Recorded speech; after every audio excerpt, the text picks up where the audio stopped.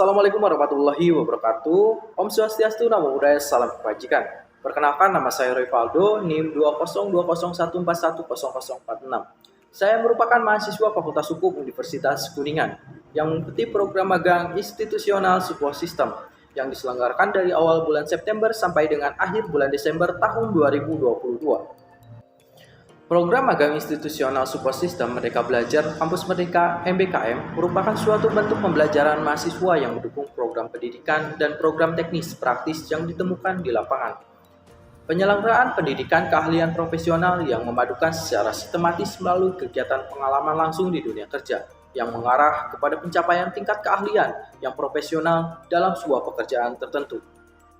Dalam program ini, kegiatan pembelajaran dilaksanakan langsung dalam dunia kerja. Kegiatan ini bertujuan untuk membekali mahasiswa dengan keahlian yang sesuai dengan situasi dan kondisi kerja nyata yang diperoleh di perguruan tinggi sehingga mahasiswa diharapkan lebih memahami dan memiliki keterampilan dalam suatu disiplin ilmu.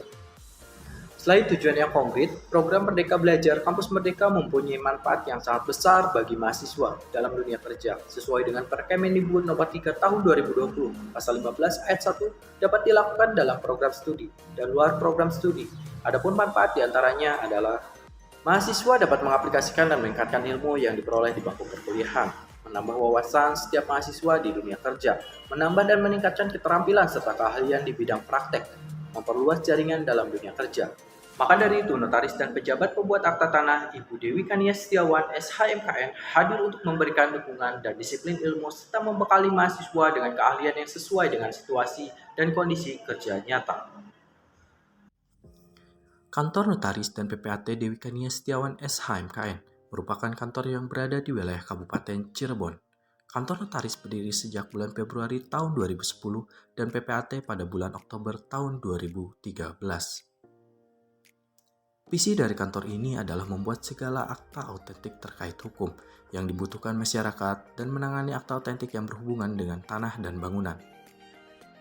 Adapun misi dari kantor ini diantaranya membuat akta autentik yang memuat semua tindakan, kesepakatan, dan peraturan yang berkaitan dengan hukum dan pemangku kepentingan yang nantinya dinyatakan dalam bentuk akta autentik dan membuat akta salinan sesuai dengan aslinya.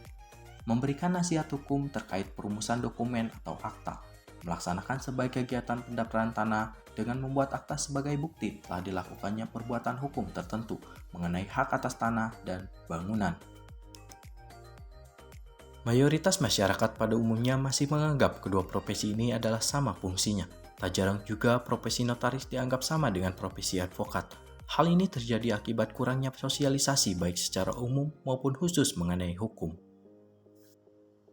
Notaris adalah pejabat umum yang berwenang untuk membuat akta autentik dan memiliki kewenangan lainnya sebagaimana dimaksud dalam Undang-Undang Nomor 2 Tahun 2014 atau berdasarkan undang-undang lainnya. Notaris berwenang untuk membuat akta autentik mengenai semua perbuatan, perjanjian, dan ketetapan yang diharuskan oleh peraturan perundang-undangan.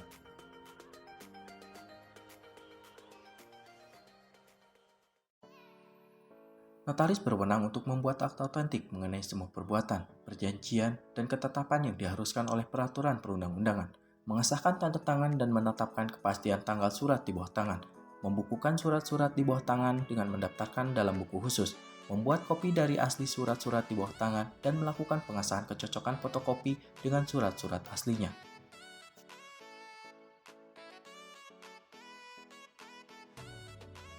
Sedangkan menurut Peraturan Pemerintah Nomor 24 Tahun 2016, PPAT adalah pejabat umum yang diberi wewenang untuk membuat akta-akta autentik mengenai perbuatan hukum tertentu mengenai hak atas tanah atau hak milik atas satuan rumah susun.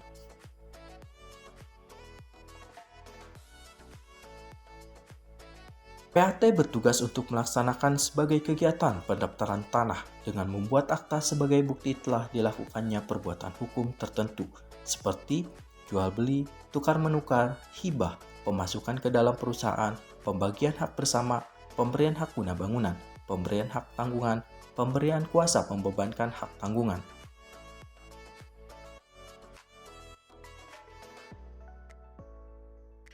Akta yang dibuat PPAT tersebut kemudian akan dijadikan dasar bagi pendaftaran perubahan data, pendaftaran tanah yang diakibatkan oleh perbuatan hukum.